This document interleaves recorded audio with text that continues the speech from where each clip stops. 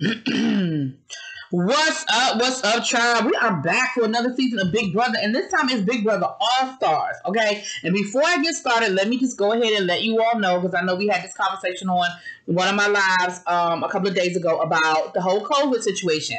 So what Big Brother explained was that, one, there will be no live audience this year. You know how they always have the live audience. There will be no live audience this year.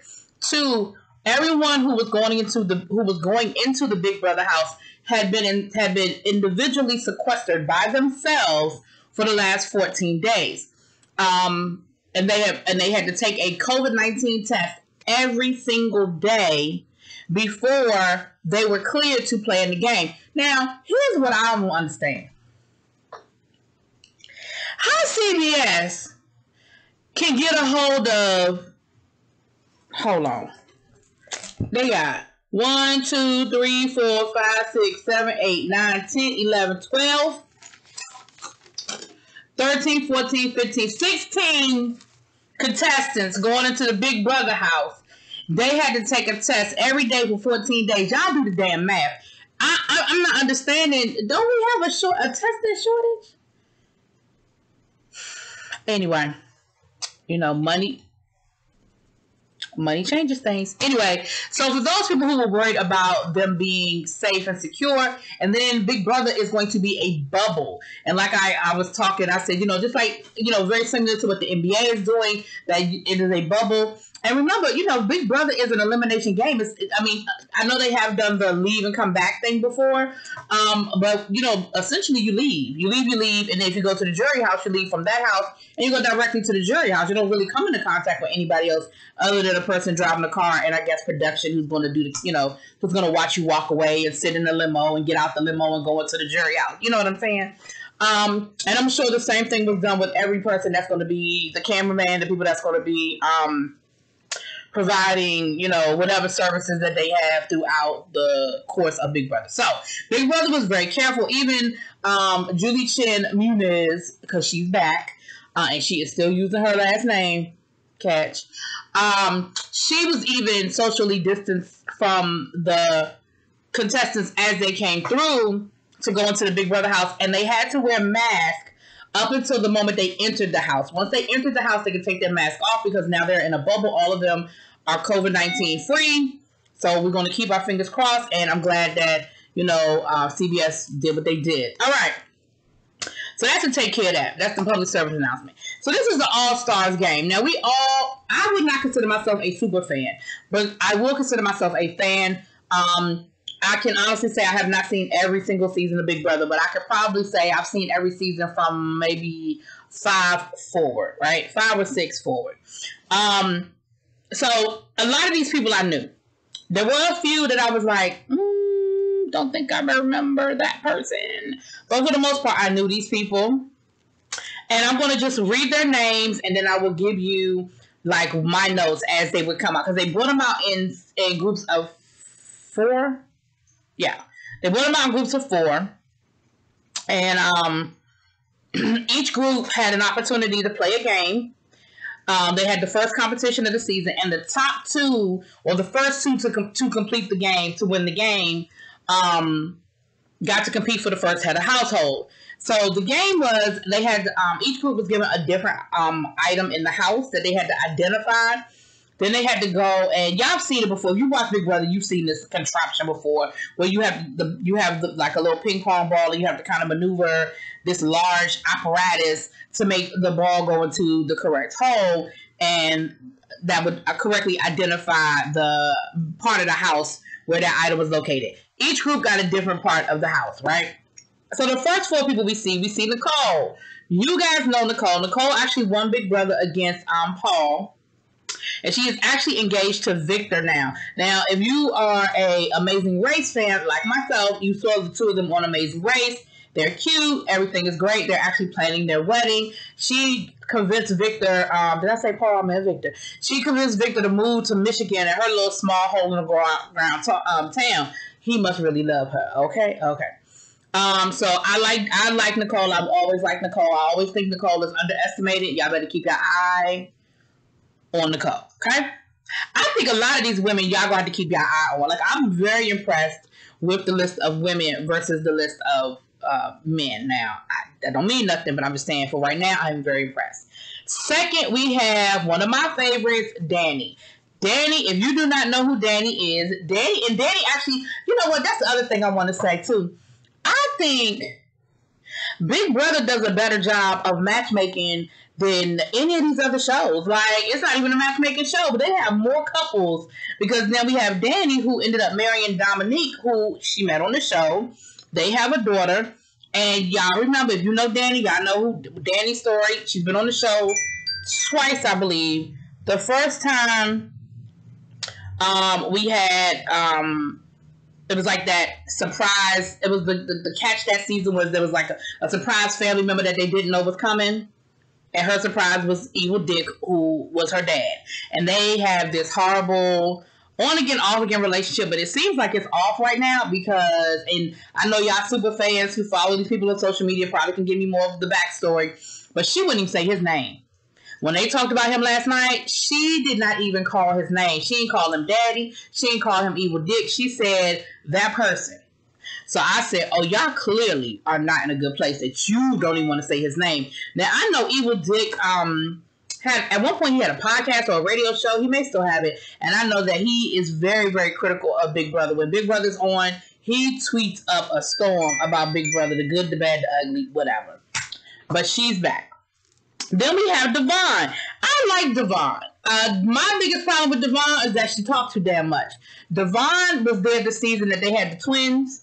And she figured out that they were twins. And instead of keeping the information to herself and figuring out a way to work it to her advantage, she told every damn body. I said, and I was so mad at her that season. But she was, at the time, she had a daughter and she was a Las Vegas. She played blackjack in Las Vegas. She said that she ended up having to leave that job because once she was on Big Brother, everybody who saw her and recognized her wanted to talk about Big Brother. And she was like, y'all was trying to get me fired. Like, I'm supposed to be here dealing cards and y'all want to talk about Big Brother. But she has actually gotten into being an acting coach. She said she's trained. She went to college for that. And she has a degree in it. And so that's always been her first love. And so that's what she's doing. So kudos. Then we have Christmas. Christmas was not my favorite. Christmas was not my favorite contestant, player, whatever. But I respected the hell out of Christmas, because Christmas broke her foot while she was on the show doing some dumb shit, right? It wasn't even in the competition. But did she not quit? She stayed on the show, unable to compete in some of the competitions, which I didn't necessarily think was fair, but it is what it is. And actually got down to the last three. Like, she damn near messed around and won that thing. And so I have to respect that. You know, I got to respect the fact that she didn't quit and that she figured out a way to still play the game and be successful. Because I kept wondering, why are they not voting her off? Why are they not voting her off? Like, she can't help anybody do anything. Like, physically. But, honey, she made it damn near to the end. So that was the first four. Okay, they had 4 ladies. They went in. They did their competition. Christmas was the only one that was able to complete the first task. So they took the top 2, but they only had one because it was a time limit. They had 4 minutes to do this thing. And so the time ran out on the other 3. So Christmas gets to compete for head of household, okay?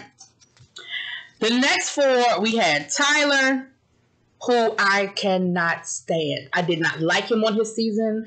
I don't know if I'm going to like him this season. And he is still dating Angela. They've started a jewelry company. They've been traveling the world. She's moved to Hilton Head where he lives, and they are having a great life. And again, out of the first 1, 2, 3, 4, 5 people I've named, 3 couples are from Big Brother. And we got at least 1 more, maybe 2 more, but at least 1 more. Okay. Then we had Ian. Ian won, and Ian's big thing was like he was the nerd. He played up the whole nerd, like he's like a genius or some shit. I don't know, but he played that down. You know, he just acted like he was just a little comic book geek or whatever. He messed around and won. But Ian, I don't know. In his little interview, he came off very, very a little arrogant to me. I don't know. I'm going to have to keep my eye on Mr. Ian. Like, he's come off as like, I know I'm the smartest person in the room, and I got this all sewn up, and I didn't even do all the things I could have done the first time, and I don't know. He just kind of, I liked Ian in his season, But he sort of turned me off last night. I don't know if the rest of you guys felt that way. Then we have Kevin. I put a question mark next to Kevin. I don't remember him. I don't remember his season, but I feel like Kevin's going to annoy the hell out of me. Kevin is married to his, he's gay, and he's married, and he wants to use the money to start his family. They want to adopt a child. But he was already doing the most. I don't know. I don't know. I think I might have a love-hate with Kevin, but I really don't remember him. So I don't know if that was before I started watching or if I'm just old and I don't remember. Okay. Then we have Enzo. I faintly remember Enzo. Once they started talking, I remembered him a little bit more, but again, don't remember enough about him to have an opinion from his season. So he sort of has a clean slate with me too. So that was the next 4. They had 4 guys, and I'm sure they did this on purpose, right? 4 girls, 4 guys. Now, out of them, they did have 2 winners. So out of them, we have Ian and we have Enzo. No, Ian and Kevin. I apologize. We have Ian and Kevin. So they advanced to play head of household. Then my next 4, Janelle. And all I wrote next to Janelle was my bitch. Y'all, I love me some Janelle. You hear me? I love Janelle. Janelle is a Big Brother beast. She has the most wins in Big Brother history. But she never, more competition wins, but never won the game. Okay. She now has 3 kids. She does real estate. She's living a good life. Okay.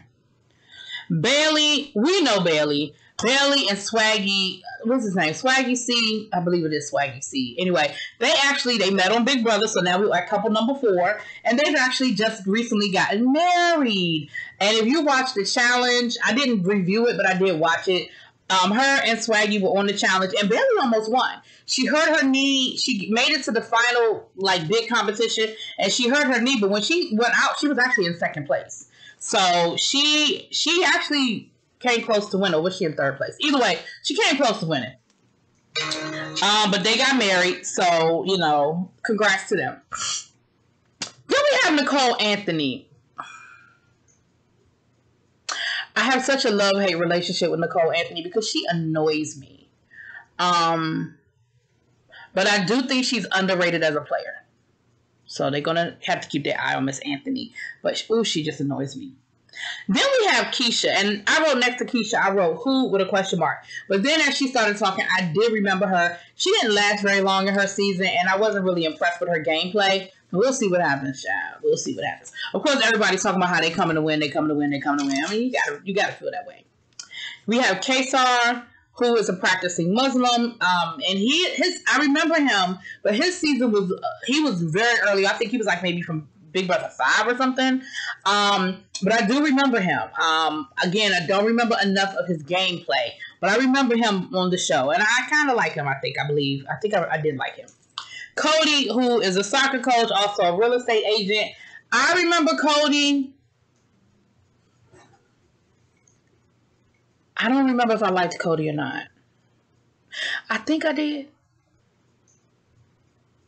Cody was in that, I believe that was Cody, if I'm thinking of the right person.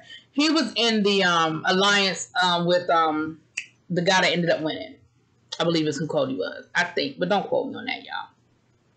Then we have Memphis. He owns a string of restaurants. He's from older seasons as well. He was actually the second half of the alliance with Dr. Dan. I mean, not Dr. Dan. Nope, not Dr. Dan. Dan, the other Dan. Y'all know what I'm talking about, the other Dan. And then we have David. David is from last season. He was the black guy that was eliminated. They brought him back, and it was a whole controversy about, the racism piece of it. Let's get rid of the black guy kind of thing. There's some stuff with Mr. David. We're going to, oh, Lord. My phone. Now, if I was sitting here watching TV, my phone would not be ringing out. So let's talk a little bit about who made it into the head of household competition. We have Christmas, Ian, Kevin, Nicole, Memphis, and Cody. Okay? Now, the head of household competition came down to, there was these little mushroom thingies, and some were secure and some were kind of lop, and you had to find the path. You had to step on each one and find the path and get there the fastest.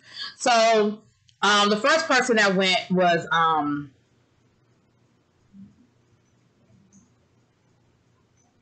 don't remember who the first person that went, but the first person that went, it might have been, no, it wasn't Christmas.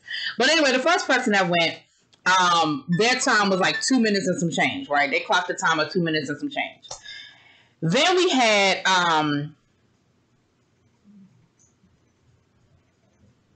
Cody, who came through. I believe it was Cody. Ooh, if I'm wrong, y'all going. I'm reading my notes, but I hope I said it right. Y'all know how I'm in the beginning. They all look like that. Cody came through, honey, and he was hopping along that thing like he built that whole, like he built it and he knew where everyone was, and he hopped through that thing in 22 seconds. And at that point, I was like, oh, he about to be head of household because I don't know if anybody gonna be able to beat that. And nobody did. And the other catch was each person that lost had to pick an envelope, and Julie was saying that some of the envelopes had good things, some of the envelopes had punishments. And so when it was all over with, like I said, Cody won. I believe it was Cody. And they opened up their envelopes. Christmas got $5,000. Everybody else was a have-not. At first I thought Nicole got $5,000 too, but no. So she got $5,000, but everybody else was a have-not. Now here's what was funny. A couple of things, it was a live show, so a couple of things were a little wonky last night. Like one time, I think it might have been Cody, when he was getting ready to go, he was waiting for the horn, and it took forever for the horn to tell him to go. Yeah, it was either Cody or Kevin. I don't know, so I apologize if I'm wrong, but I believe it. Anyway, I wrote in my notes Cody, so we're just gonna go with Cody. And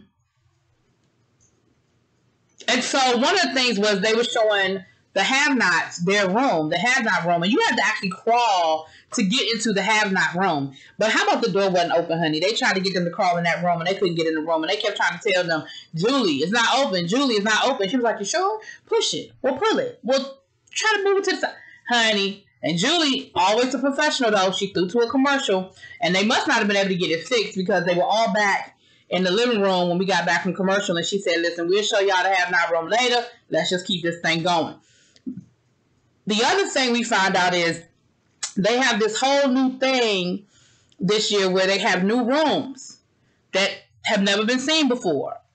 And each room, I guess as the season goes on, it'll be revealed and it'll have something to do with the gameplay. The first room we hear about is the Safety Pass Suite. And each person will get, I believe each person will get a pass, but we're not sure how it works yet. And that pass, potentially, you can help that pass can help you not get eliminated in the first week. So they haven't, y'all know how Big Brother does, honey. They haven't explained how it's all connected, but we'll get that on Sunday. I believe it's the next thing. Now, the other little hiccup, y'all know how they always show the house guests talking as we leave out. Honey, they was all hot. They was talking about how the air conditioner wasn't on. They were like, why are these rooms so hot? Oh, I don't think they've turned the air conditioner on yet. I don't think the air conditioner's on yet. And I noticed, did y'all notice how the music got louder when they started complaining about the air conditioner not being on? Did y'all notice how it got louder? Ciao. Anyway, so that was Big Brother, y'all. I'm here for it. Y'all know Big Brother goes, it's 2 or 3 shows a week. So we're going to be here for it. And I'm definitely interested to see who's going to be the last man standing. I'm sure we are in for some twists and some turns. And, because, it ain't a whole lot of original programming right now on TV. So they're going to drag this thing out, honey. But we'll see how it goes. Y'all let me know what y'all think. Drop it in them comments. Peace.